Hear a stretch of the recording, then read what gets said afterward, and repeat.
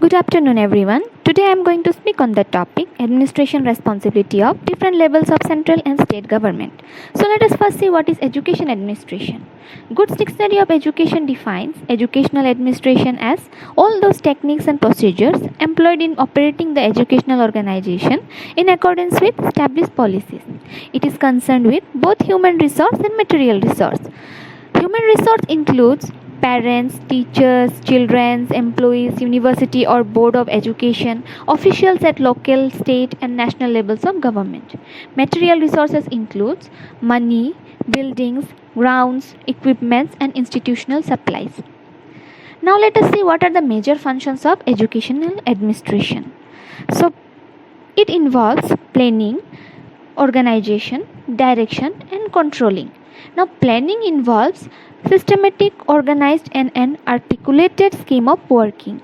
Organizations involve defining the purpose, analyzing and identifying the tasks required to meet these objectives, allocate related activities to other staff, providing for management and coordination of activities, and establish a reporting and communication channel.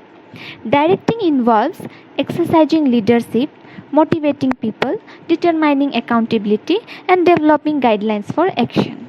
Controlling involves measuring and monitoring performance, comparing results with plans, and taking corrective actions. Now let us see what are the levels of education administration. So mainly there are three levels. First is central level, second is state level and third is local level. So next I am going to discuss mainly about educational administration, management and governance at central level. So Ministry of Education is the main governing agency of Government of India at central level. It is responsible for all matters pertaining to education, including overall planning of program and providing guidance for implementation. Now, Ministry of Education has two departments. They are Department of School Education and another is Literacy and Department of Higher Education. Now under Department of School Education there are elementary education, secondary education and adult education. And under Literacy and Department of Higher Education, University and Higher Education, Technical Education, Book Promotion and Copyrights, Scholarships, Languages and Minority Educations. Now let us see the structure of education department at central level.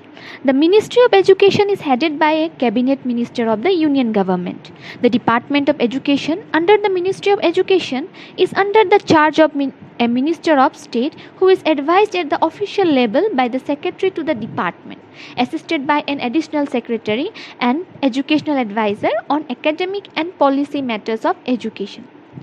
The Department of Education consists of several bureaus, each of which is headed by a joint secretary and a joint education advisor. These officials are assisted by directors, deputy secretaries or education advisor who are the divisional heads. In terms, they are further assisted by under secretaries or assistant educational advisor who have one or more subdivisions under them. Next, let us see what are the roles of central government in educational administration. The central government assists the backward states for providing better educational opportunities. The central government assists the state in realizing the constitutional provisions for providing compulsory primary education in the age group of 6 to 14 years. At the central level, the direction of the educational policy is in the hands of Central Educational Advisory Board, which is headed by a famous educationist and education administrator. So the central government assists the states for educational development in three ways.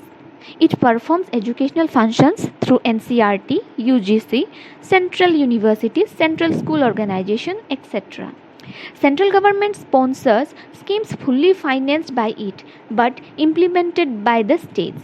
Central government partially finances some program planned and implemented by the state government.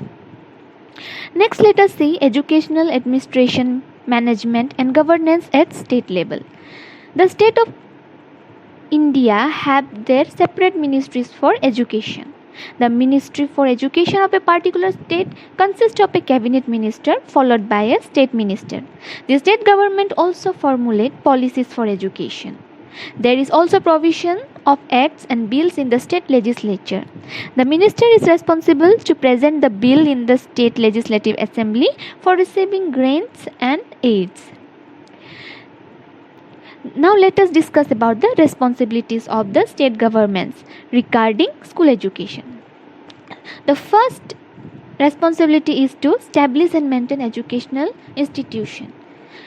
Second is to recognize for the establishment of school, to provide grants to schools managed by private governing bodies, to pass laws for different types of school education, to supervise school through district education officers and supervisors at block level, to recruit, play and place teachers in school, to prescribe the syllabus and supply books, to establish school boards to conduct examination, to provide special assistance to poor and backward students, to organize training program for teachers and supervisors, to initiate action against teachers and schools in case of any lapse, to feed information to the centers about schools.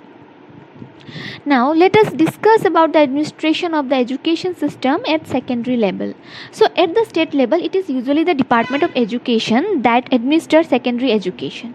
At the national level, the Kendriya Vidyalaya Sangathan, New Delhi, runs the Kendriya Vidyalayas, which are one of the central schools, while the Navodaya Vidyalaya Samiti, New Delhi, runs the Navodaya Vidyalayas. The Central Board of Secondary Education, New Delhi, functions under the overall supervision of the Department of Education, Ministry of Education and Government of India. It deals with the activities related to affiliation, academics and examination, and is known for introducing innovations and reforms at the secondary and senior secondary levels so as to bring education at par with international standards. Now coming to the conclusion, we can say that education is the joint responsibility of states and the center. It has been developed to manage education at different levels, namely center, state, district, block and at village level, panchayat level. Ministry of Education is the main governing agency of Government of India at central level. It is responsible for all matters pertaining to education, including overall planning of programs and providing guidance for their implementation. The state recognizes schools and other institutions run by private bodies in accordance with set of rules and regulation. It also provides them with suitable aid and grants to run efficiently and effectively. So, this was the end. These are the reference from which I took the resources.